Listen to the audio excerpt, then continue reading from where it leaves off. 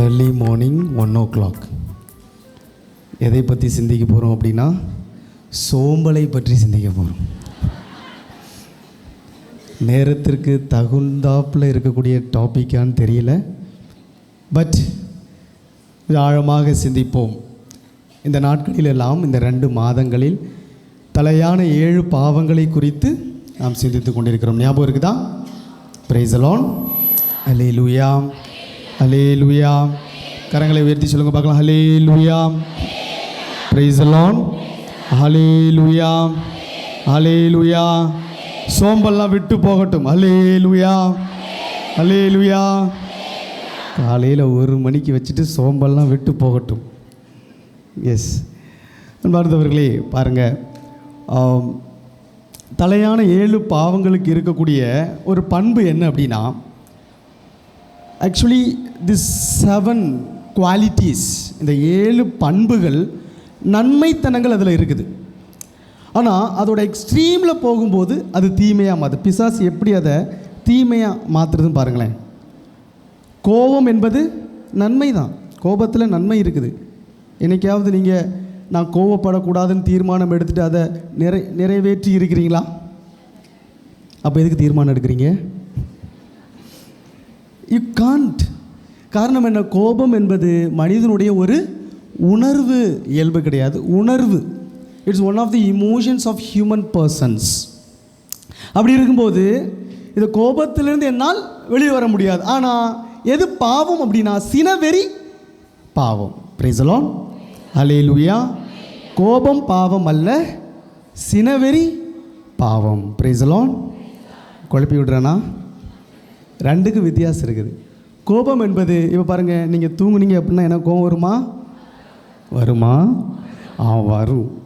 ஆனால் சினவெறின்னு என்ன தெரியுமா? நேற்று நம்மளோட வீட்டில் நம்முடைய கணவன், மனைவி, பிள்ளைங்க ஏதோ ஒரு தப்பு பண்ணிட்டாங்க, கோவப்பட்டோம், சாப்டர் க்ளோஸ்ட். ஆனால் நாளைக்கும் நேற்று பேசின பார்த்தியா, நீ நேற்று அப்படி பிஹேவ் பண்ணியா பார்த்தியா அப்படின்னு 10 வருஷத்துக்கு முன்னாடி செஞ்சதை கூட மனசில் வச்சுக்கிட்டு இருக்கிறோம். பார்த்தீங்களா? அதுதான் சினவெறி. Price the Lord, hallelujah. இயேசுவே நன்றி. வித்தியாசம் புரியுதா? வித்தியாசம் புரியுதா? பாருங்கள், கடவுள் நமக்கு பல்வேறு நன்மைகளை கொடுத்துருக்கிறார். Good qualities we have. we should be proud of ourselves. ஆண்டவர் நமக்கு செய்த நன்மைகளை நினைத்து நன்றி சொல்லணும், பெருமைப்படணும். ஆனால் அந்த நன்மை பாருங்க, தற்பெருமையாய் மாறும்போது அது பாவமாக மாறுது. ப்ரைட். புரிஞ்சுச்சா? நல்ல குவாலிட்டி, எனக்கு இருக்கக்கூடிய திறமைகளை நான் தெரிய வேண்டும், கடவுளுக்கு நன்றி செலுத்த வேண்டும். எஸ். ஆனால் அது தற்பெருமையாக மாறும்போது ப்ரைடாக மாறுது, அது பாவமாக மாறுது, தலையான பாவங்களில் ஒன்றாக மாறுகிறது. பக்கத்து வீட்டுக்காரி நல்லா வளர்ந்துக்கிட்டே இருக்கிறா, ப்ரமோஷன் கிடச்சிக்கிட்டே இருக்குது, பார்த்தா நல்லா தான் இருக்குது. ஆனால் அதை பார்த்து பேராசையும் அதே மாதிரி நானும் மாறணும் முயற்சி பண்ணும்போது பேராசையும் பொறாமையும் மாறி போகுது. சாப்பிடணும், போன மாதம் தியானிச்சோம், நல்லா இருக்கு, ஞாபகம் இருக்குதா? ஆனால் மத்திய பிரதேசத்துக்காகவே வாழ்ந்தனா, பிரைஸ் தி லார்ட், பெரும் தீனியாக மாறுகிறது. பாவம். 6 நாட்கள் உழைக்கணும், 7வது நாள் ஓய்வு இருந்தார் கடவுள். ஆனால் 6 நாட்கள் ஓய்வு இருந்து 7ஆம் நாள் உழைத்தா என்றால் அது பாவமாக மாறுகிறது. சோம்பல். Price the Lord. பிள்ளைங்களுக்கு நான் சொல்கிறது புரியுதா? சி, 7ம் நன்மையான குவாலிட்டிஸ் தான் நம்முடைய மனித வாழ்க்கையில் நமக்கு இருக்க வேண்டிய பண்புகள். ஆனால் அதோட எக்ஸ்ட்ரீம் லெவலுக்கு போகும்போது அது பாவமாக மாறுகிறது. Price the Lord, hallelujah. இயேசுவே நன்றி, ஹல்லேலூயா. பாருங்கள், ஒரு ரிப்போர்ட்டோட வரேன். ஒரு ரிப்போர்ட். போன தடவை நான் ஒரு ஆர்டிக்கிள் வாசித்து, அந்த பெரும் தீனியோட வேர்ல்டு ஹெல்த் ஆர்கனைசேஷன்ஸ் என்ன ரிப்போர்ட் கொடுக்குது அப்படின்னு சொல்லி உங்கள்கிட்ட சொல்லியிருந்தேன். ஞாபகம் இருக்குதா? இப்போ அதே மாதிரி டைம்ஸ் ஆஃப் இந்தியாவில் ஒரு ஆர்டிகிள்ஸ் வந்துச்சு. ஆகஸ்ட் 7, 2024 அவங்க ஸ்டான்ஃபோர்ட் யூனிவர்சிட்டி ஒரு ஸ்டடி எடுத்துச்சு. உலகிலேயே சோம்பேறியான நாடுகள் எவை? பாருங்கள், எவ்வளோ வித்தியாசமான ஸ்டடீஸ் பாருங்களேன். சோம்பேறியான 10 நாடுகள், முதல் 10 நாடுகள். பிரைஸ் தி லார்ட், ஹல்லேலூயா. எங்கள் 2 கரத்தை உயர்த்தி சொல்லுங்க பார்க்கலாம். ஹல்லேலூயா. இயேசுவே நன்றி, இயேசுவே நன்றி, இயேசுவே நன்றி. அப்போ முதல் நாடு பார்த்திங்கன்னா இந்தோனேசியா, ரெண்டாவது நாடு சவுதி அரேபியா, இது உங்களுக்கு தெரிஞ்சுக்கிறதுக்காக சரியா. மூணாவது மலேசியா, அடுத்து பிலிப்பைன்ஸ், சவுத் ஆஃப்ரிக்கா, ஆறாவது ஈஜிப்ட், ஏழாவது பிரேசில். எஸ், முதல் பத்திரத்தில் வந்துட்டோம் அப்படி தானே. எஸ், எட்டாவது நாடு இந்தியா, ஒன்பதாவது நாடு மெக்சிகோ, பத்தாவது நாடு United States. Praise the Lord, hallelujah. இந்தியாவை பற்றி அந்த ஆர்டிக்கல் கொஞ்சம் ஆழமாக பேசும்போது என்ன சொல்லுது அப்படின்னா, 1.4 பில்லியன் பீப்புள் இந்தியாவில் மட்டும் உலக அளவில் 1.4 பில்லியன் பீப்புள் இன்ஆக்டிவாக இருக்கிறாங்களா. அதாவது லேசினஸ், சோம்பேறித்தனத்தில் ஊறி ஊறி இருக்கிறாங்க. அதாவது வேலை செய்யணும் ஒரு தோணலே கிடையாது. சொல்லுவாங்க அப்படி தான், வீட்டில் ஒரு உழுப்பு இல்லாமல் சாப்பிட்ற அப்படி மலையாளத்தில் சொல்லுவாங்க அப்படி தானே, ஒரு உழுப்பு இல்லாமல் சாப்பிடு. ஸோ அதே மாதிரி ஒரு கொஞ்சம் கூட ஒரு சொரணை இல்லாமல் என்ன செய்கிறது, சாப்பிட. ஒரு வியர்வை சிந்தி உழைக்காமல் அப்பா அம்மாவோட சம்பளத்தில் வாழ்ந்துக்கிட்டு இருக்கிறதோட பண்பு, அல்லது உழைக்க மனம் இல்லாத ஒரு இயல்பு. 1.4 billion people in the globally. இந்தியாவில் என்ன சொல்கிறாங்க அப்படின்னா, 4 பேரை எடுத்துக்கிட்டிங்கன்னா அதில் ஒரு ஆள் சோம்பேறியாக இருக்கிறாங்களாம். அப்போ இங்கே தெய்வமே, 4 பேர் எடுத்துக்கிட்டீங்க அப்படின்னா ஒரு ஆள் சோம்பேறியாக இருக்கிறாங்களாம். பிரைஸ் தி லார்ட், அல்லேலூயா, அல்லேலூயா. இயேசுவே நன்றி, இயேசுவே நன்றி. அன்பு பிள்ளைகளே, தொடங்கும் போதே நெகட்டிவாக சோம்பேறித்தனத்தை பற்றி பேசாமல் அதோட பாசிட்டிவ் ஆஸ்பெக்ட் பற்றி பேசுவோமே. சோம்பேறித்தனம் அதோட எதிர்ச்சொல் என்ன? சுறுசுறுப்பு, ஆக்டிவ். சுறுசுறுப்பாக எப்படி இருப்போம்? நம்ம எப்போ இருப்போம்? அதிக வேலை இருக்கும்போது சுறுசுறுப்பாக இருப்போம், அப்படி தானே. பைபிளுடைய முதல் பேஜஸை நம்ம எப்படி பார்க்குறோம் தெரியுமா? God introduces himself as a person of work. தன்னை ஒரு தொழிலாளியாகத்தான் கடவுள் தன்னை அறிமுகப்படுத்துகிறார். முதல் 2 பேஜில் பைபிள் நம்ம பார்த்தோம் அப்படின்னா, கடவுள் ஒவ்வொரு நாள்லையும் ஒவ்வொன்றா கிரியேட் பண்ணுறார் பாருங்களேன். தன்னை ஒரு தொழிலாளியாகத்தான் கடவுள் தன்னை அறிமுகப்படுத்துகிறார். பிரைஸ் தி லார்ட், அல்லேலூயா, அல்லேலூயா. இயேசுவே நன்றி, இயேசுவே நன்றி. முதல் சாப்டர் எடுங்க பார்க்கலாம். 1வது அதிகாரம், தொடக்க நூல் புஸ்தகம் 1வது அதிகாரம். கடவுள் ஒவ்வொரு காரியங்களாக படைக்கிறார் பாருங்கள். முதல் நாள் 5வது வசனம் வாசிங்க பார்க்கலாம்.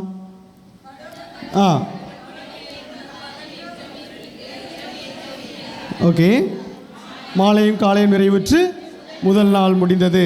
அப்படியே 8வது வசனம், வானத்திற்கு விண்ணுலகம் என்றும்.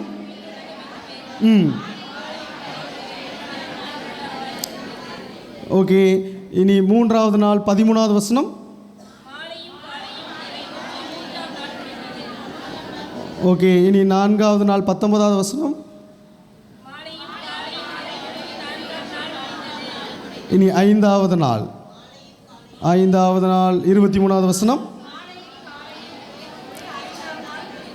இனி 6வது நாள் மனிதனையும் எல்லாத்தையும் படிச்சுட்டு லாஸ்ட்டாக என்ன சொல்கிறார் பாருங்க, 31வது வசனம். எஸ், 31.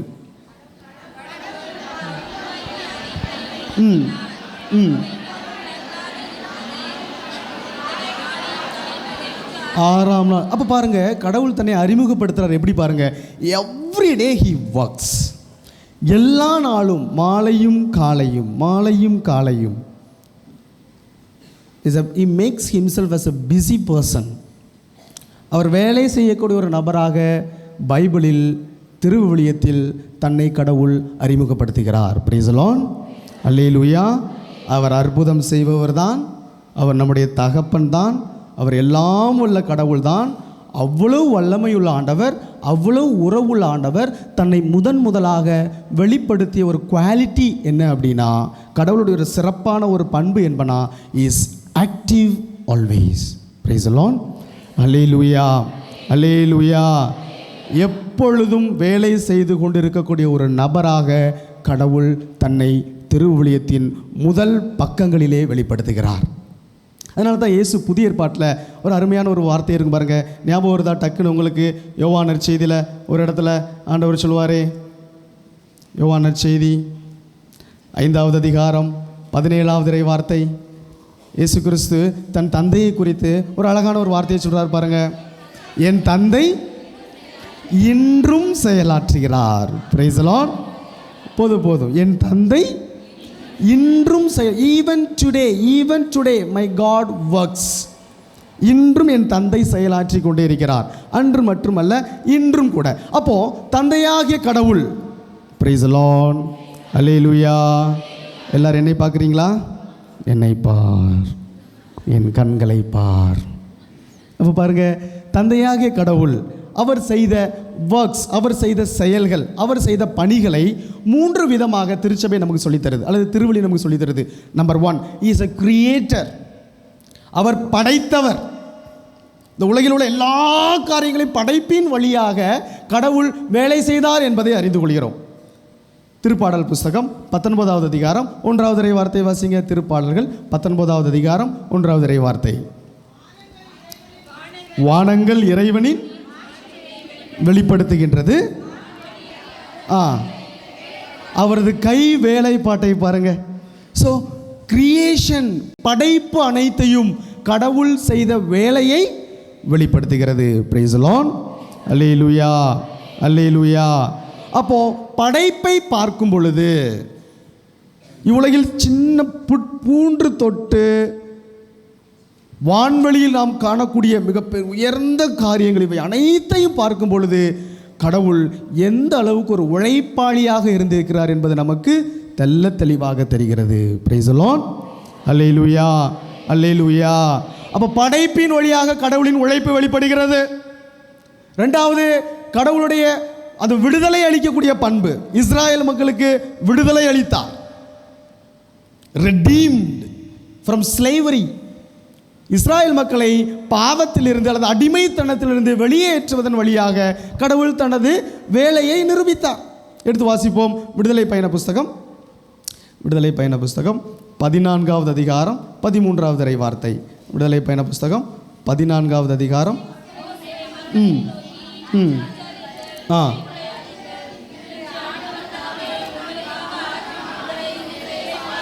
எஸ், ஆண்டவர் ஆற்றும் செயலை. அப்போ இஸ்ராயல் மக்களை எகிப்திலிருந்து வெளியேற்றியது யாருடைய செயல்? ஆண்டவருடைய செயல். அப்போ முதல் காரியம் என்ன சொன்னேன்? படைப்பை பார்க்கும் பொழுது கடவுளின் செயல் வெளிப்படுகிறது. 2வது காரியம், இஸ்ராயல் மக்களை அடிமைத்தனத்திலிருந்து கடவுள் வெளியேற்றிய போது அவருடைய செயல் நமக்கு தெரிகிறது. 2வது ரெடம்ப்டிவ். 3வது என்ன அப்படின்னா, காப்பாளராக, பாதுகாப்பாளராக, நம்மை வழிநடத்துபவராக, நம்மை அன்பு செய்பவராக, நம்முடைய பிரச்சனைகளில் நமக்கு தோள் கொடுப்பவராக, நம்முடைய துன்பங்களில் நமக்கு ஆறுதல் கொடுப்பவராக கடவுள் தன்னை வெளிப்படுத்தி இருக்கிறார். எடுத்து வாசிப்போம். அதே விடுதலை பயண புஸ்தகத்தில் கடவுள் எப்படி இஸ்ராயல் மக்களுக்கு இணைச்சட்ட புஸ்தகம் 1வது அதிகாரம் 29வது இறை வார்த்தை. இணைச்சட்டம் 1வது அதிகாரம் 29வது இறை வார்த்தையில் மோசே எப்படி கொஞ்சம் சொன்னேன், நீங்கள் கலக்கமுற வேண்டாம், அவர்களுக்கு அஞ்சமும் வேண்டாம், உங்களுக்கு முன்னே செல்கின்ற உங்கள் கடவுளாகிய ஆண்டவர் நீங்கள் காண எகிப்தில் எல்லாவற்றிலும் அவர் செய்தது போலவே இப்பொழுதும் உங்களுக்காக போர் புரிவார். நீ அமைதியாயிரு, உன்னை பாதுகாக்க, உன் கூட செயலாற்ற உனக்கு முன்னே உன் ஆண்டவர் செல்வார். பிரைஸ் தி லார்ட், அல்லேலூயா. இயேசுவே நன்றி, ஹல்லேலூயா. அப்போ தந்தையாகிய கடவுளின் 3 செயல்கள் என்ன சொல்லுங்க பார்க்கலாம். முதலாவது படைப்பு, 2வது அதான் என்ன செயல்? விடுதலையை கொடுக்கக்கூடிய செயல். Very good. 3வது பாதுகாப்பது. பாருங்க, இதை கொஞ்சம் நீங்கள் ஆழமாக சிந்திச்சு பாருங்களேன். இந்த 3 செயல், படைத்தல், விடுதலை அளித்தல், பாதுகாத்தல், இந்த 3ஐயும் மூவொரு இறைவனுக்கு ஈக்குவலைஸ் பண்ண முடியும். பழைய ஏற்பாட்டில் தந்தையாகிய கடவுள் இந்த 3 காரியங்கள் வழியாகத்தான் தன்னை வெளிப்படுத்தினார். படைத்தவராக, விடுதலை அளித்தவராக, பாதுகாத்தவராக. படைப்பவர் அது கடவுள். விடுதலை அளித்தது யாரு? Price the Lord. அப்போ பாருங்க, தந்தையாகிய கடவுளின் ஒரு பண்பை புதிய ஏற்பாட்டில் இயேசு கிறிஸ்து அப்படி ப்ரொஜெக்ட் பண்ணி காமிக்கிறார். ஸோ விடுதலை அளிக்கக்கூடிய அந்த ஒரு பண்பு, மீட்பளிக்கக்கூடிய அந்த ஒரு செயல், அது ஒரு ஹார்ட் ஒர்க் தான். இந்த சிலுவையை பார்த்தா தெரியும், இப்படி தானே? Where is that? Yeah, this side behind me, see the cross. சரி, ஒரு மனிதன் உழைத்தான் என்றால் அவனுடைய கரங்களை பார்த்தால் தெரியும், அப்படி தானே? கரங்களை பார்த்தால் நீ எவ்வளோ உழைச்சிருக்கிற, இந்த கரங்கள் எவ்வளோ கஷ்டப்பட்டுருக்குன்னு தெரியும். அப்போ இயேசுடைய கரங்களை பாருங்கள், எவ்வளவு காயங்கள், அவருடைய உடல் முழுவதும் காயங்கள்.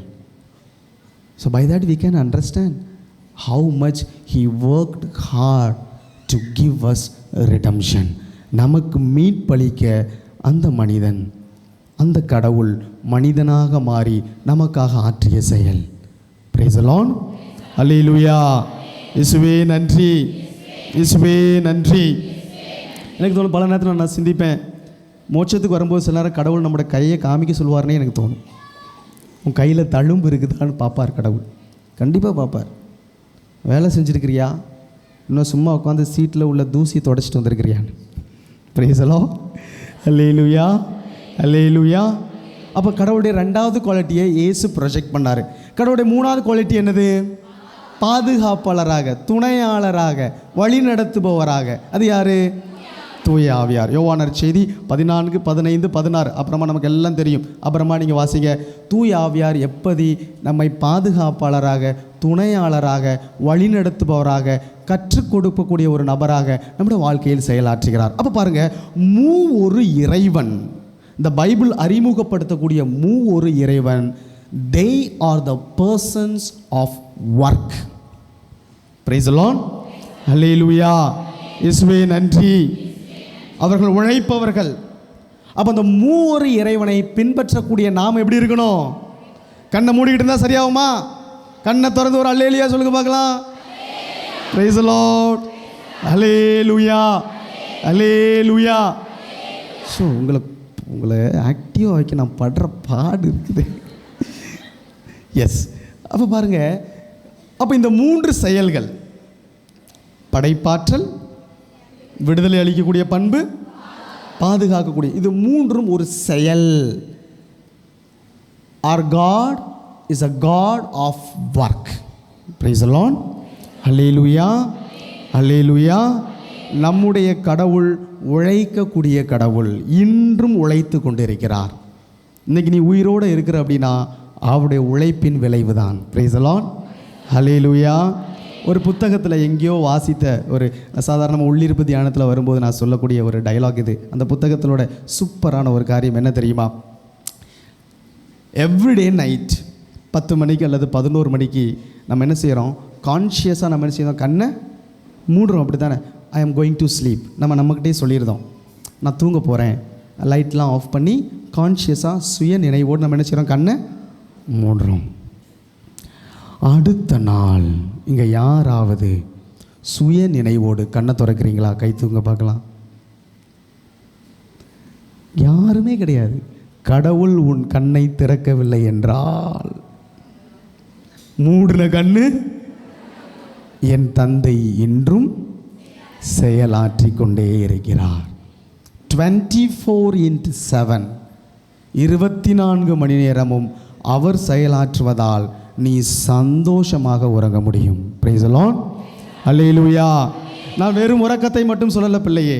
நம்முடைய வாழ்க்கையில் அனுபவிக்கக்கூடிய சில துன்பங்கள், சில வருத்தங்கள், சில பாடுகள், சில வேதனைகள், இதெல்லாம் நம்ம கடந்து போகும் பொழுதும் உன் தந்தை செயலாற்றுவதால் நீ சாந்தமாக உறங்கலாம். Praise the Lord. அல்லேலூயா. பாருங்கள் எவ்வளோ அழகாக உறங்கிட்டு இருக்கிறாரு பாருங்களேன், எவ்வளோ அழகாக உறங்குறார். ஸ்லீப் திஸ் மந்த், இந்த மாதம் நம்ம புனித சூசையப்பருக்கு ஒப்பு கொடுத்து ஜெபிக்கிறோம். சூசையப்பர் ஒரு உழைப்பாளி. சூசையப்பட்டிருந்து கற்றுக்கொள்ள வேண்டும். உழைப்பாளி. சரி, எவ்வளோ கம்ஃபர்ட்டாக அவர் தூங்கிட்டு இருக்கிறார் பாருங்களேன். எங்களுடைய 3 மாதங்களுக்கு முன்னாடி கிச்சனில் எங்களுக்கு அசிஸ்ட் பண்ண ஒரு அண்ணா வந்திருந்தாங்க. அவர் என்ன பண்ணுவார் அப்படின்னா, மத்தியானம் கொஞ்சம் ஃப்ரீ டைம் இருக்கும்போது அப்படியே துண்டை அப்படி தோரத்தில் எடுத்துகிட்டு வந்துட்டு சூசையப்பருக்கு நேராக அங்கே படுத்துட்டு சூசையப்பரை பார்த்து நல்லா தூங்குவார். ஆளை நாங்கள் எல்லாம் தேடுவோம், ஆள் எங்கடா போயிருக்கிறாரு காணுமே, ஏதாவது ப்ரிப்பேர் பண்ணதுக்கு ஆள் இல்லைன்னு பார்த்தா இங்கே வந்து பார்த்தா போதும், சூசையப்பர் பக்கத்தில் அவர் தனியாக தூங்குறாரு சாமி, கூட நானும் தூங்கிக்கிடுறேன், அங்கே வேலை நிறையா இருக்குதுங்க, வாங்க ஒரு 5 நிமிஷம். Praise the Lord. Hallelujah, alleluia. அன்பு பிள்ளைகளே, when you are tiresome in your life, உன் வாழ்க்கையில் நீ போராடும்போது, நீ கண்ணீர் சிந்தும்போது, நீ கவலையாக இருக்கும்போது உனக்காக செயலாற்றக்கூடிய ஒரு ஆண்டவர் உண்டு. Praise the Lord. ஹல்லேலூயா, ஹல்லேலூயா, ஹல்லேலூயா. இங்கே பாருங்கள், நம்முடைய உடல் மனிதனை முன்னாடி வச்சுக்கிடுவேன். மனிதனா பக்கத்தில் உள்ளவங்க கிடையாது, நீ உன்னை. Human being is a mixture of 3 things, is a composite being. பல வகைகளில் இந்த டாக்கில் ஃபாதர் வர்கீஸ் சொல்லியிருக்கிறாங்க, நானுடைய டாக்கில் நிறைய தடவை சொல்லியிருக்கிறேன். நமக்கு ஒரு உடல் இருக்குது, உள்ளம் இருக்குது, ஆன்மா இருக்குது. அப்படின்னா இந்த 3லேயும் உழைப்பு இருக்குது. உடலில் உழைப்பு, உள்ளத்தில் உழைப்பு, ஆன்மாவில் உழைப்பு. எங்க சத்தமாக சொல்லுங்க பார்க்கலாம். ஸ்கூலில் டீச்சர் பிள்ளைங்க தூங்காமல் இருக்கணும்னா இதெல்லாம் செய்ய சொல்லுவாங்க, சரியா? அதெல்லாம் அது மாதிரி தான் இப்போ நடக்குது. Very peak time, this is very peak time, uncontrollable. அதனால் என்ன பண்ணணும்? 3 காரியத்தை சத்தமாக சொல்லுங்க பார்க்கலாம். உடலில் உழைப்பு, உள்ளத்தில் உழைப்பு. அப்போ பாருங்கள், இது நேர்மறையான காரியம், பாசிட்டிவ் ஆஸ்பெக்ட். அப்போ இதோட ஆப்போசிட் என்னது? எதிர்மறையான காரியம். அப்போ உடலில் சோம்பல், உள்ளத்தில் இப்போ மட்டும் சவுண்டு கொடுமையாக போச்சு. உழைப்புன்னு சொல்லி சத்தமாக வந்துச்சு. எங்கள் சத்தமாக சொல்லுங்களேன். பாசிட்டிவான 3 காரியம் சொல்லுங்கள் பார்க்கலாம். உடலில் உழைப்பு, உள்ளத்தில் உழைப்பு, ஆன்மாவில் உழைப்பு. இதோட ஆப்போசிட் என்னது? உடலில் சோம்பல், உள்ளத்தில் சோம்பல், ஆன்மாவில் சோம்பல். அப்போ உடலில் உழைப்பு பாருங்கள். நான் கொஞ்ச நேரத்துக்கு முன்னாடி சொன்னேன், ஜெனசிஸ் அந்த முதல் 2 சாப்டரில் கடவுள் மனிதனை படைத்துட்டு அவனை ஏதேன் தோட்டத்தில் வைக்கும்போது ஒரு வார்த்தையை சொல்கிறாரு. ஜெனசிஸ், அதாவது தொடக்க நூல் 2:15 வாசிங்க பார்க்கலாம். தொடக்க நூல் 2:15 வாசிங்க. ஏதேன் தோட்டத்தை பண்படுத்தவும் பாதுகாக்கவும் ஆண்டவராகிய கடவுள் மனிதனை அங்கு குடியிருக்க செய்தார். பாருங்க, இறைவார்த்தை, அந்த இறைவார்த்தை கொஞ்சம் சத்தமாக வாசிங்க. ஏதேன் தோட்டத்தை பண்படுத்தவும் பாதுகாக்கவும் ஆண்டவராகிய கடவுள் மனிதனை அங்கு குடியிருக்க செய்தார். அப்போ பாருங்க, படைப்பின் ஒரு காரணத்தை ஆண்டவர் சொல்லி கொடுக்கிறார். அப்போ உன்னை படைத்த கடவுள் எதற்காக உன்னை படைத்தார்? பல காரணங்கள் இருக்குது. முதல் 2 அதிகாரத்தை நம்ம அப்படி புரட்டி வாசிச்சோம் அப்படின்னா பல காரணங்கள் இருக்குது. அதில் ஒரு காரணம் என்ன அப்படின்னா, you have to work hard, you have no other way to go. நீ உழைக்கணும். அதான் பாருங்க, creation is happened in the context of garden. பூந்தோட்டத்தில் என்ன நடந்துச்சு? படைப்பு நடந்தது பூந்தோட்டத்தில். பூந்தோட்டத்துக்கு போயிருக்கிறீங்களா? நாங்கள் செமினேரியில் இருக்கும்போது நிறையா கார்டன் வரும்போது செமினரி ஞாபகம் தான் நிறையா வருது. 4 மணிக்கு ஒர்க் டேபிள், டைம் டேபிள் போட்டு வச்சுருவாங்க. எங்களுடைய ஸ்டடி டைம் அல்லது இதெல்லாம் முடிஞ்சோடனே நேராக வந்து அந்த நோட்டீஸ் போர்டு பார்ப்போம். எங்களுடைய பேர் அனுசரித்து பீடில் ஒர்க் போட்டிருப்பாங்க, அப்படி தானே ப்ரிஃபெக்ட். அப்போ பேர் அனுசரித்து எங்கே ஒர்க் இருக்குது அப்படின்னு பார்ப்போம். இந்த கார்டனில் போட்டாங்கன்னு வச்சுக்கோங்களேன், சோலி முடிஞ்சிச்சு. பாக்கி எந்த வேலைனாலும் இப்போ பாருங்கள், பெரிய ஒரு ஒரு மரம் வெட்டணும், கத்தி எடுத்துகிட்டு போய் 4-5 வெட்டி ஸ்வாயின் வெட்டிட்டு வந்துடலாம். அடுத்து பாருங்கள், ஏதாவது குழி தோண்டணும், என்ன செய்யணும்? மண்வெட்டி எடுத்துகிட்டு போய் குழி தோண்டிட்டு வந்துடலாம். அல்லது ஏதாவது ஒரு ஆடு மாடை குளிப்பாட்டணும், ஒரு பன்னியை குளிப்பாட்டணும் அப்படின்னா என்ன பண்ணிடலாம்? போய் குளிப்பாத்துட்டு க்ளீன் பண்ணிட்டு வந்துடலாம். ஆனால் இந்த கார்டனில் போட்டாங்கன்னு வச்சுக்கோங்களேன், மனுஷன் செத்தான். என்ன தெரியுமா? ஒரு கம்பு குச்சியும் கொடுத்துருவாங்க, ஒரு கம்பியும் கொடுத்துருவாங்க. ஒரு இடத்துல உட்காரு. என்னது புல்லை பறிக்கக்கூடாது. என்ன செய்யணுமா? எப்படி பிடுங்கணும்? வேரோட. 1 மணி நேரம் ஒரு மனிதனோட அவஸ்தை. அப்பா, இந்த கார்டன் ஒர்க்கு கிடச்சிருச்சுன்னு வச்சுக்கோங்களேன், அந்த மனுஷன் அன்னைக்கு சோம்பேறியாகவே மாறிடுவான். அப்போ பாருங்கள், garden that has to happen every moment. கொஞ்ச நேரம் அந்த கார்டனில் ஒரு நாள் நீங்கள் வேலை செய்யாமல் இருந்துட்டிங்கன்னா என்ன ஆகும்? புல் வந்துடும், புல் முளைச்சிரும். நீங்கள் பாதுகாத்து கொடுக்குற செடி எல்லாம் நசமாக போயிடும். நல்ல புட்களோட இடையில என்ன வந்துடும்? களைகள் வந்துடும். See, everyday it has to be maintained. சென்னையில் மெரினா பீச்சில் நம்ம போகிறோம் பாருங்கள். இந்த சைடு ஜெயலலிதா அவருடைய சமாதி இருக்குது, இந்த சைடு கருணாநிதி அவருடைய சமாதி இருக்குது பாருங்கள். அந்த சமாதிகளை நீங்கள் போகும்போது பாருங்கள், எவ்ரிடே தே மெயின்டைன் இட். ஆமாவா இல்லையா? போயிருக்கிறீங்களா? அப்படின்னா தான் அது பார்க்கறதுக்கு நல்லாயிருக்கும். ஸோ கடவுள் மனிதனை பாருங்க ஒரு தோட்டத்தின் சூழ்நிலையில் படைத்தார். You have to work hard. நீ உழைக்க வேண்டும். Praise the Lord. ஹல்லேலூயா. இயேசுவே நன்றி. கரங்களை உயர்த்தி சொல்லுவோமா? ஹல்லேலூயா, ஹல்லேலூயா. நிறைய பேர் சொல்கிறாங்க, அன்பு பிள்ளைங்களே, உழைப்பு என்பது பாவத்தின் விளைவு என்று. 3வது அதிகாரத்தில் தான் பாவம் வருது, 2வது அதிகாரத்தில் பாவமே கிடையாது. அப்போ பாவம் இல்லாத ஒரு சூழ்நிலையில் கடவுள் உழைப்பை கொடுத்தார். அப்போ 3வது அதிகாரத்தில் என்ன நடக்குது?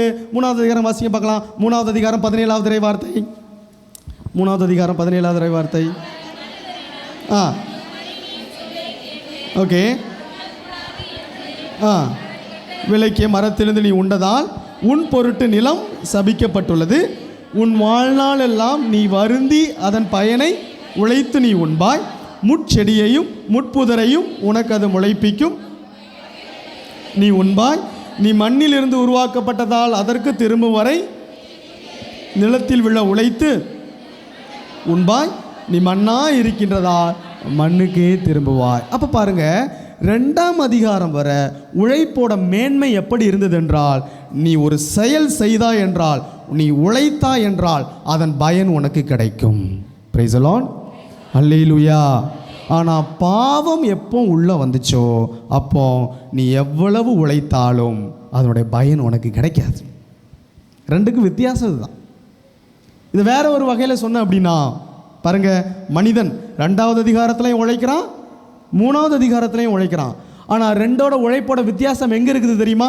2வது அதிகாரத்தில் உழைக்கும் போது அவனுடைய உள்ளமும் ஆன்மாவும் கடவுள் கூட இருந்ததால் விளைவு கிடைத்தது. 3வது அதிகாரத்தில் அவன் உள்ளமும் ஆன்மாவும் எங்கே இருந்துச்சு? பாவத்தின் சாயலில் மாறி போனது. அதனால் எவ்வளவு உழைத்தாலும் அதன் பயன் அவனுக்கு கிடைக்கவில்லை. Praise the Lord. அல்லேலூயா. அன்பு பிள்ளையே, இன்னைக்கு உன்னுடைய உழைப்பு எப்படி இருக்குது? Think over. 100% உனது உழைப்பின் பயனை உன்னால் உண்ண முடிகிறதா? அல்லது 20,000 or 50,000 or 1 lakh you are earning per month. ஒரு மாதத்துக்கு நீ 1 லட்சம் வாங்குறன்னு வச்சுக்கோயேன். ஆனால் அதில் 60,000 70,000 ஆஸ்பத்திரிக்காரக்கான கொடுத்துட்டு இருந்த அப்படின்னா நீ உனது உழைப்பின் பயனை உண்ணவில்லை. Price the Lord. அல்லேலூயா. நீங்கள் வாசிக்க பார்க்கலாம். திருப்பாடல்கள் 128 1 2. திருப்பாடல்கள். ஆண்டவருக்கு அஞ்சி அவர் வழியில் நடப்போர் பேறு பெற்றோர், உனது உழைப்பின் பயனை நீ உண்பாய். போதும். அந்த இறை வார்த்தையை சத்தமாக வாசிக்க பார்க்கலாம். ஆண்டவருக்கு அஞ்சி அவர் வழி நடப்போர் பேறு பெற்றோர், உனது உழைப்பின் பயனை. எப்போ நீ உனது உழைப்பின் பயனை உண்பாய்? ஆண்டவருக்கு அஞ்சி அவரது வழியில் நடந்தால். இன்னும் நம்ம வாசிச்சு கொடுக்கக்கூடிய சிந்தித்து கொண்டிருக்கிற இந்த சிந்தனை பேட்டர்ல சிந்திக்கிறோம் அப்படின்னா, முதல் 2 அதிகாரம், தொடக்க நூல் 2 அதிகாரத்தில் மனிதனின் உள்ளமும் ஆன்மாவும் கடவுள் கூட இருக்கும் பொழுது அவருடைய உடல் உழைப்பின் பயனை முழுமையாக அவனுக்கு தூய்க்க முடிந்தது. அவன் உழைத்தான் என்றால் அதன் பயன் அவனுக்கு கிடைக்கும். வேறு 2ஆம் தரம் ஒரு கேள்வியும் கிடையாது. ஆனால் பாவம் எப்பொழுது மனசும் ஆன்மாவும் பாவத்து கூட சேர்ந்ததோ அவட உழைப்பின் பயன் அவனுக்கு கிடைக்காமல் போனார். நெற்றி வியர்வை பாடுபட்டு சிந்தி உழைக்கிறான், ஆனால் ஏர்னிங்ஸ். Praise the Lord. அல்லேலூயா, அல்லேலூயா, அல்லேலூயா, அல்லேலூயா. இயேசுவே நன்றி. ஒரே ஒரு எடுத்துக்காட்டை பைபிளிலிருந்து நம்ம வாசிப்போம். கடவுள் கூட சேர்ந்து இருக்கும் பொழுது ஆபிரகாமுக்கு கிடைத்த வெற்றி. போன 3rd சண்டேக்கு இதே பகுதியை எடுத்து நான் விளக்கி சொன்னேன். இருந்தாலும் இந்த நேரத்தில் உங்களுக்கு சொல்லும்போது கொஞ்சம் கூட எனக்கு சந்தோஷமாக இருக்குது. வாசிக்க பார்க்கலாம். ஜெனசிஸ் தொடக்க நூல் புஸ்தகம் 14வது அதிகாரம். தொடக்க நூல் புஸ்தகம் 14வது அதிகாரம். புரியாத சில வார்த்தைகளை வாசிக்க போகிறோம். 1வது வசனத்திலிருந்து வாசிக்க பார்க்கலாம். என்ன சவுண்டு குறைஞ்சிருச்சு? அம்ராபல் சினையார் அரசனாகவும் எலையார்சரின் அரசனாகவும் கெதர்லகோமர் ஏலாமின் அரசனாகவும் திதால் கோயிமின் அரசனாகவும் இருந்தபோது. எத்தனை அரசர்கள் வாசிச்சிங்க? நல்ல பிள்ளைங்க, ஞாபகம் வச்சுருக்கிறீங்களே, எண்ணி வாசிச்சிங்க. எத்தனை அரசர்கள்? 4 அரசர்கள். இந்த 4 அரசர்கள் வேறு ஒரு 5 அரசர்களுக்கு எதிராக போர் தொடுக்கிறார்கள். Price the Lord. அல்லேலூயா, அல்லேலூயா. அந்த அதிகாரத்தை அப்புறமா நீங்கள் வீட்டில் போய் வாசிங்க. இந்த 4 அரசர்கள் 5 அரசர்களுக்கு எதிராக போர் தொடுக்கும் பொழுது, கீழே வாசிங்க பார்க்கலாம். அப்படியே 9வது வசனம் வாசிங்க பார்க்கலாம். 7ஆம் அரசன் கெதர்லெகோமாருடனும் கோயிம் அரசன் சினையார் அரசன் அரியோக்குடனும் ஆக 4 அரசர்கள் 5 அரசர்களுக்கு எதிராக சித்திம் பள்ளத்தாக்கில் போர் தொடுத்தனர். இங்கே தான் நம்முடைய ஒரு பேர் என்ன, நம்முடைய ஆபிரகாமுடைய என்ன பையன் பேர் என்ன? லோத்து. அடிச்சு விடுங்க, ஏதாவது அடிச்சு விடுங்க ஃபாதர். என்ன ஃபாதர், நீங்களும் உறக்கத்தில் இருப்பீங்கன்னு நினச்சோம் ஃபாதர். லோத்து பாருங்கள், லோத்து சோதோம் குமாராவில் இருக்கிறார். அப்போ இந்த 5 அரசர்கள் இந்த 4 அரசர்களுக்கு எதிராக போர் தொடுக்கிறார். அதாவது சோதோம் குமாராவுக்கு எதிராக போர் தொடுக்கிறார்கள். இப்போ இந்த 5 அரசர்கள் ஒன்றா சேர்ந்துக்கிட்டு இந்த 4 அரசர்களுக்கு எதிராக போர் தொடுக்கிறார்கள். விளைவு என்னாச்சு? அடுத்த வசனம் வாசிங்க, 10வது வசனம். இந்த சித்திம் பள்ளத்தாக்கில் கீழ்குழிகள் மிக பல இருந்தன. சோதோம் அரசனும் கொமரா அரசனும் தப்பி ஓடிய பொழுது அவற்றினுள் விழுந்தனர். பாருங்க, தோற்று போய் விட்டார்கள். 5 அரசர்கள் 4 அரசர்களுக்கு எதிராக போர் தொடுக்க போகும்போதும் இந்த 4 அரசர்கள் தான் வெற்றி பெற்றார்கள். சோதோம் கொமரா அரசன் ஓடி போனான். ஆனால் இந்த செய்தி ஆபிரகாமுக்கு தெரிவிக்கப்படுகிறது. அப்போ ஆபிரகாம் என்ன செய்கிறாரு? தன் சகோதரனை காப்பாற்ற போகிறார். 13வது வசனம் வாசிங்க பார்க்கலாம். தப்பி வந்த ஒருவன் எபிரேயனான ஆபிரகாமிடம் இச்செய்தியை அறிவித்தான். அப்பொழுது ஆபிரகாம் எமோரியரின் கருவாலி மரத்தோப்பில் வாழ்ந்து வந்தார். அவர்கள் ஆபிரகாமுடன் உடன்படிக்கை செய்து கொண்டவர்கள். தம் உறவினர் கைதியாக கொண்டு செல்லப்பட்டார் என்பதை கேள்வியுற்றதும் ஆபிரகாம் தன் வீட்டில் பிறந்து வளர்ந்து பயிற்சி பெற்ற 318 பேரை திரட்டி கொண்டு, அந்த வார்த்தை ரொம்ப முக்கியம். பைபிள் பாருங்க, கரெக்டாக நம்பரை சொல்லுது பாருங்களேன். சும்மா கொஞ்சம் பேரை திரட்டி கொண்டு போகுதுன்னு சொல்லலை. 4 பேர் 5 பேருக்கு எதிராக, அந்த வார்த்தைகள்லாம் ரொம்ப முக்கியம். அதனால தான் இங்கே 318 என்கின்ற ஒரு ஆட்களின் பெயரை பைபிள் அங்கே குறிப்பிடுகிறது. எத்தனை பேர்?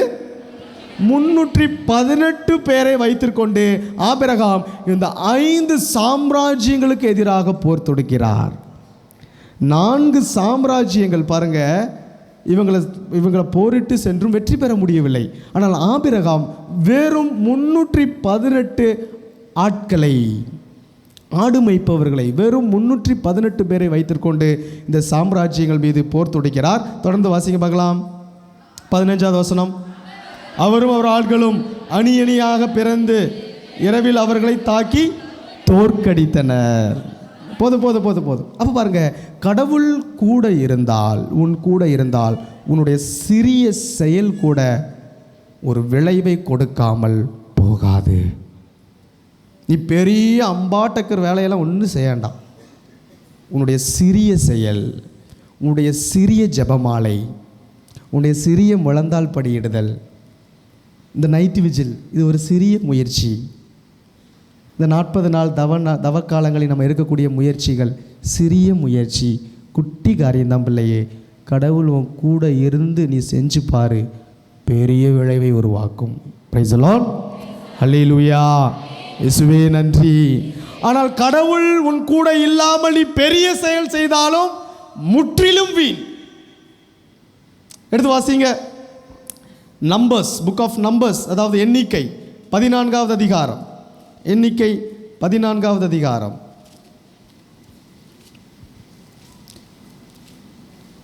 அதோட கான்டெக்ஸ்ட் சொல்கிறேன், கேளுங்க. பாருங்க, இஸ்ராயல் மக்கள் கடவுளை நம்பாமல் நாங்கள் திருப்பி எகிப்துக்கு போகிறோம் அப்படின்னு சொல்கிறாங்க. ஒரு குறிப்பிட்ட இடத்தில் பாலை நிலத்திற்கு வந்த உடனே, காதேசு அப்படிங்கிற ஒரு இடம், அந்த இடத்திற்கு வந்த உடனே ஒற்றர்களை அனுப்பி மோசே அங்கே போய் பார்த்துட்டு வாடா அப்படின்னு சொல்லுவார். ஒற்றர்கள் வந்து கொஞ்சம் பேர் பாசிட்டிவாக சொல்லுவாங்க, கொஞ்சம் பேர் நெகட்டிவாக கானான் நாட்டை பற்றி சொல்லுவாங்க.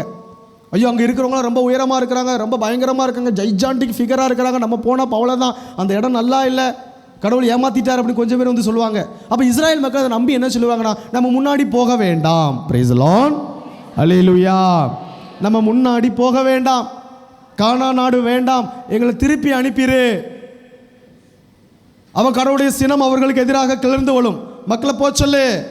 அப்போ தான் கடவுள் சொல்லுவார், 2 நபர்களை ஒழிய பாக்கி யாரையுமே கானான் நாட்டை பார்க்க விட மாட்டேன் அப்படின்னு சொல்லுவார். அப்போ இஸ்ராயேல் மக்கள் உடனே சொல்லுவாங்க, ஐயோ பரவாயில்ல, நாங்கள் தப்பு பண்ணிட்டோம், நாங்கள் முன்னாடி போகிறோம், நாங்கள் போய் அந்த மக்களை வேட்டையாடுவோம். அப்போ மோசே சொல்லுவார், நோ நீ போவாத, கடவுள் உன் கூட இருக்க மாட்டார், நீ போனோம் அப்படின்னா நீ தோற்று போவாய். அப்போ இஸ்ராயேல் மக்கள் சொல்லுவாங்க, நோ நாங்கள் போகிறோம், கண்டிப்பாக நாங்கள் போய் ஜெயிப்போம். இறை வார்த்தையை வாசிக்க பார்க்கலாம்.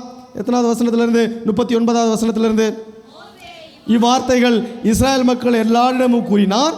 மக்கள் மிகவும் அழுது புலம்பினர்.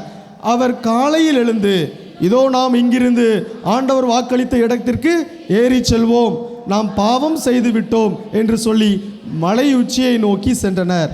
அப்போது மோசே சொன்னது, ஏன் இப்போது ஆண்டவரின் கட்டளைகளை மீறுகிறீர்கள்? அது நடக்கப் போவதில்லை. உங்கள் எதிரிகளால் படாதபடி நீங்கள் ஏறி செல்ல வேண்டாம், ஆண்டவர் தாம் உங்களிடம் இல்லையே. கடவுள் உன் கூட இல்லையே, நீ ஏன் மேலே ஏறி போகிற? வேஸ்ட், உன்னுடைய உழைப்பு வேஸ்ட். கடவுள் உன் கூட இல்லைனா நீ சின்ன ஒரு காரியம் செஞ்சாலும் சரி அல்லது பெரிய காரியம் செய்தாலும் சரி அதோட பயனை நீ அனுபவிக்க மாட்டாய். ஆனால் இஸ்ராயேல் மக்கள் கேட்க மாட்டாங்க. நோ நாங்கள் போகிறோம், நாங்கள் முன்னாடி போகிறோம். வாசிங்க பார்க்கலாம். 43. அங்கே அமலேக்கியரும் கனானியரும் உங்களை எதிர்க்க இருக்கிறார்கள், நீங்கள் வாளால் வெட்டி வீழ்த்தப்படுவீர்கள், ஏனெனில் நீங்கள் விலகி விட்டீர்கள், ஆண்டவர் உங்களோடு இருக்க. மேலும் மேலும் மோசே அவர்களுக்கு வார்னிங் கொடுக்கிறாரு தொடர்ந்து. ஆனாலும் அவர்கள் மலை உச்சிக்கு ஏறி செல்ல துணிந்தனர். உடன்படிக்கை பேழையோ மோசேயோ பாளையத்தை விட்டு, பாருங்க, உடன்படிக்கை பேழை என்ன இருந்துச்சு? The presence of the lord, கடவுளுடைய அந்த ஒரு சன்னதி, அந்த ஒரு பிரசன்ஸ், அது பாளையத்தில் இருந்தது. மக்கள் கூட இல்லை. இவங்க அவங்களுடைய உழைப்பை வைத்துக்கொண்டு, அவருடைய திறமையை வைத்து நாங்கள் போராடுவோம், நாங்கள் ஜெயிப்போம் அப்படின்னு மலையை உச்சியை நோக்கி நடந்து போகிறாங்க. என்ன நடக்குது? அப்போது மலை நாட்டில் தங்கியிருந்த அமலேக்கியரும் கனானியரும் இறங்கி வந்து முறியடித்து ஓர்மா மட்டும் அவர்களை துரத்தி சென்றனர். பிரைஸ் தி லார்ட், அல்லேலூயா. பாருங்க, ஆபிரகாம் கடவுள் அவர் கூட இருந்த பொழுது வெறும் 318 நபர்களை வைத்து கொண்டு 5 சாம்ராஜ்யங்களை முறியடித்தார். இங்கே ஒரு நாட்டினரை கூட இஸ்ராயேல் என்கின்ற மாபெரும் இனத்தால் கடவுள் இல்லை என்கின்ற ஒரே காரணத்தால் அவர்களால் தோற்கடிக்க முடியவில்லை. இன்னைக்கு உன் உழைப்பில் கடவுள் இருக்கிறாரா? பிரைஸ் தி லார்ட், அல்லேலூயா. கடவுள் இல்லாத உழைப்பு முற்றிலும் வீணே, வீணிலும் வீணே. வெறுமனே இருந்து உட்காந்து ஜபத்தை கடவுள் இல்லாமல் நீ சொல்லுறியா? சிம்சோனுக்கு நேர்ந்த ஒரு கதி அதுதானே, ஞாபகம் இருக்குதா? சிம்சோன் அப்படியே சொல்லுவான், நான் மீண்டும் எழுந்து முன்பு போல பெலிஸ்தியர்களை அடக்குவேன் அப்படின்னு ஒரு வார்த்தை சொல்லுவான். ஆனால் இறை வார்த்தை அங்கே இருக்கும், என்ன தெரியுமா? கடவுள் அவன் கூட இல்லை என்பதை சிம்சோன் உணரவே இல்லை. Price the Lord, hallelujah, alleluia. அன்பு பிள்ளையே, கடவுள் இல்லாமல் நீ ஜெபிக்கக்கூடிய ஜெபம் வீண்.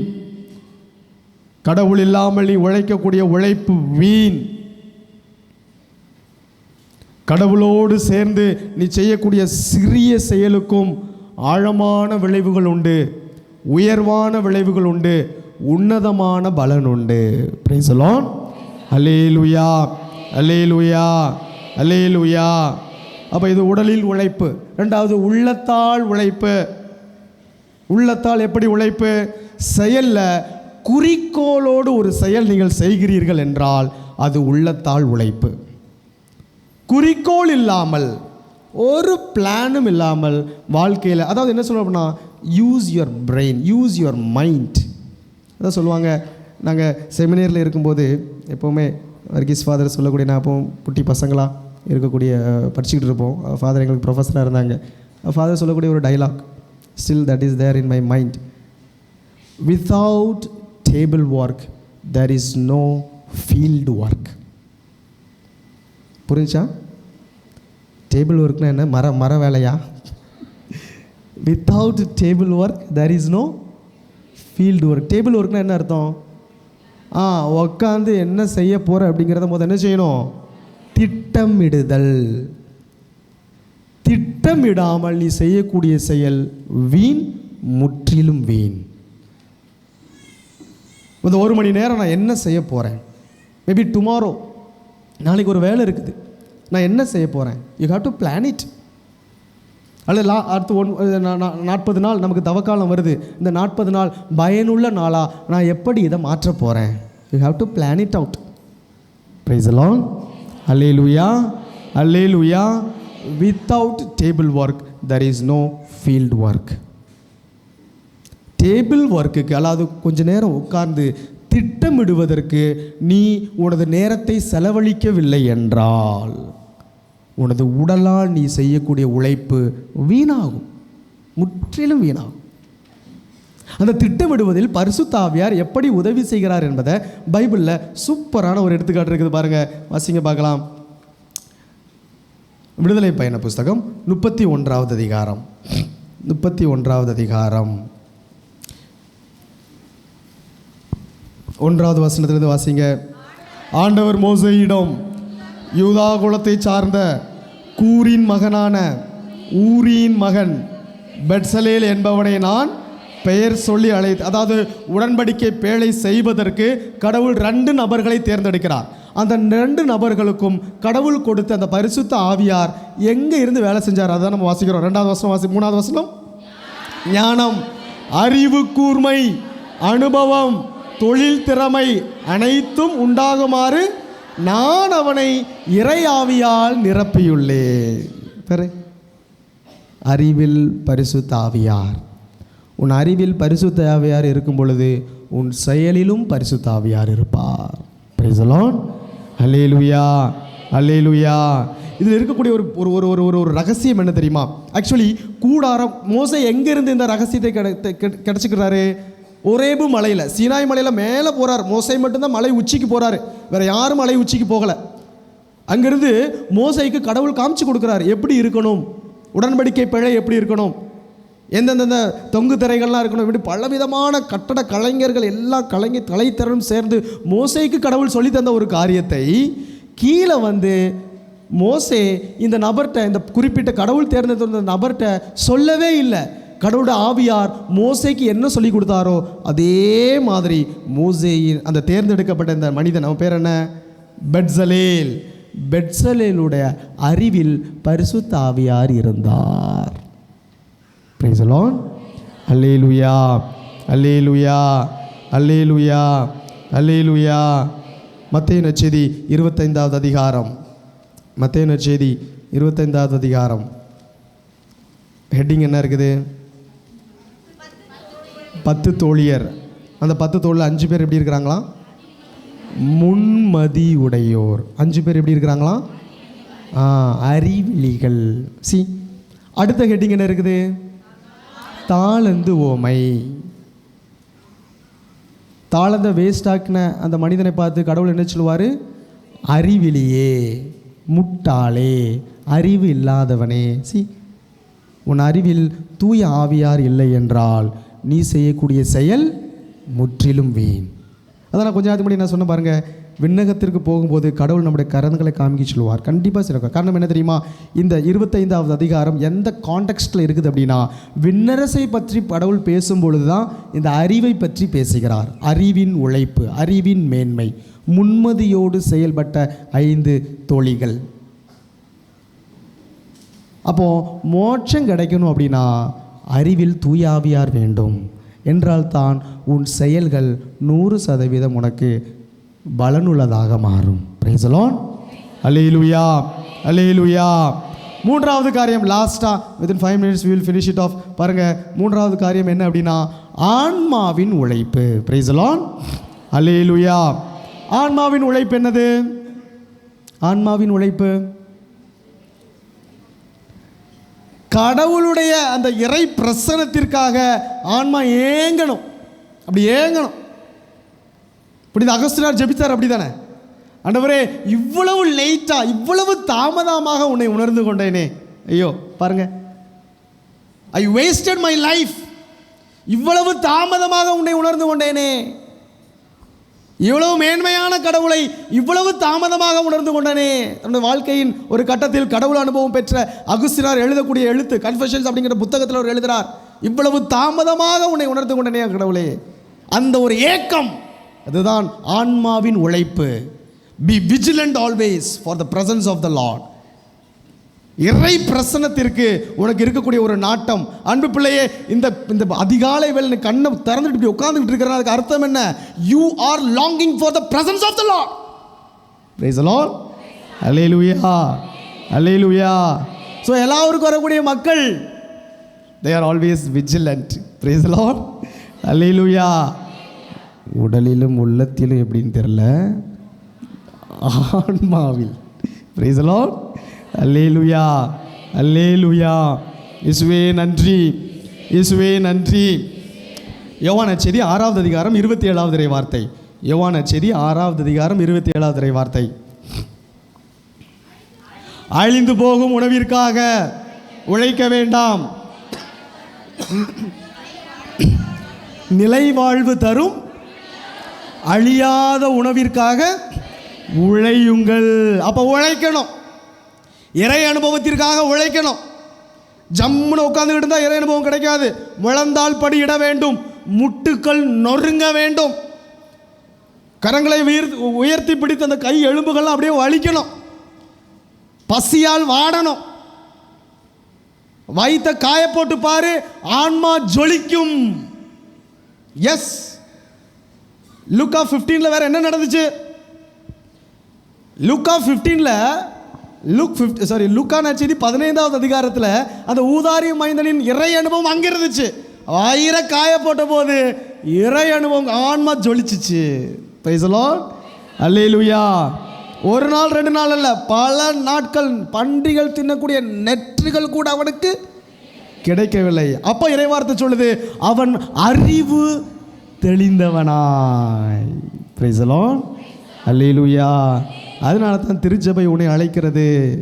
இந்த தவக்காலம் உழைச்சு பாரு, ஆன்மாவை வச்சு. இந்த 40 நாள் ஆன்மாவுக்காக உழைப்பில்லை, எத்தனை நாள், வருஷத்தில் எத்தனை நாள் உடலுக்காக உழைத்தாய், உடலை வைத்து உழைத்தாய். இந்த 40 நாள் ஜென்யூனா பிளான் பண்ணி, இந்த கிரேஸ்ஃபுல் டேஸ், திருச்சபை அப்படி தான் அழைக்கிறது இந்த தவக்காலத்தை. அருள் மிக பெற்ற நாட்கள், அருள் மிகுந்த நாட்கள். அந்த அருள் மிகுந்த நாட்களுக்கே தயார் பண்ணத்தான் இந்த நைட் விஜிலுக்கு நம்ம வந்திருக்கிறோம். பிரைஸ் தி லார்ட், அல்லேலூயா. இயேசுவே நன்றி. உழைக்காமல் இறை அனுபவம் கிடைக்காது. அதனால தான் மத்தேயு நற்செய்தியில் 2 இறை வார்த்தை மட்டும் வாசிங்க பார்க்கலாம். மத்தேயு நற்செய்தி 11வது அதிகாரம் 12வது இறை வார்த்தை. மத்தேயு நற்செய்தி 11வது அதிகாரம் 12வது இறை வார்த்தை. திருமுழுக்கு யோவானின் காலம் முதல் இந்நாள் வரை விண்ணரசு வன்மையாக தாக்கப்படுகிறது. நீ தாக்கினா மட்டும்தான் நுழைய முடியும், நீ தாக்குனா தான் நுழைய முடியும். சோம்பேறியா உட்காந்துக்கிட்டு இருந்தனா விண்ணரசுக்கு உனக்கு இடமில்லை. விண்ணரசு அப்படிங்கிறது செத்த உடனே கிடைக்கிறது கிடையாது. இப்போ இங்கே இறை அனுபவம் உனக்கு கிடைக்கல அப்படின்னா கண்ணை மூடுனது அப்புறம் உனக்கு கிடைக்காது. இப்போ நீ தாக்கலனா விண்ணரசுகள் நுழைய இப்போ உனது ஆன்மாவை வைத்து நீ தாக்கவில்லை என்றால், அதோட இன்னொரு வெளிப்பாடு தான் மத்தேயு நற்செய்தியில் நம்ம 7வது அதிகாரம் 13வது வசனத்தில் வாசிக்கிறோம். இடுக்கமான வாயில் 7:13 வாசிங்க பார்க்கலாம். இடுக்கமான வாயில் வழியே நுழையுங்கள், ஏனெனில் அழிவுக்கு செல்லும் வழி அகலமானது நீளமானது, அதன் வழியே செல்வோர் பலர், வாழ்வுக்கு செல்லும் வழியோ குறுகலானது, இடுக்கமானது, அது கொஞ்சம் கஷ்டப்பட்டுட்டு நெருக்கிக்கிட்டு உன்னையே நீ ஒருத்தல் ஒடுக்கி இறுக்கி வச்சா தான் போக முடியும். இறை அனுபவம் கஷ்டம்தான். Yes, your sufferings, your pains, your worries, your problems, your difficulties, உன் கண்ணீர், வேதனை, துக்கம், ஏமாற்றுதல், தனிமை, போராட்டம், காயங்கள், துன்பங்கள், இதையெல்லாம் வச்சுட்டு ஆண்டவரே நீ போதும் ஆண்டவரேன்னு பிடிச்சி நிற்கிற பாரேன், அங்கே இருக்குது பிள்ளை உன் வெற்றி. Praise the Lord. அல்லேலூயா, அல்லேலூயா, அல்லேலூயா. அப்போ அன்பு பிள்ளையே, நீ மனிதன் என்பவன் கடவுள் பல காரியங்களுக்கு படைத்திருந்தாலும் ஒரு காரியம் உன்னை கடவுள் எதற்காக படைத்திருக்கிறார் என்றால், சத்தமா, எதுக்கு? உழைப்பதற்கு. உழைக்கணும். அந்த உழைப்பு உடலில் இருக்கணும். Praise the Lord. அல்லேலூயா. இயேசுவே நன்றி. சத்தமாக சொல்லுங்க பார்க்கலாம், இயேசுவே நன்றி.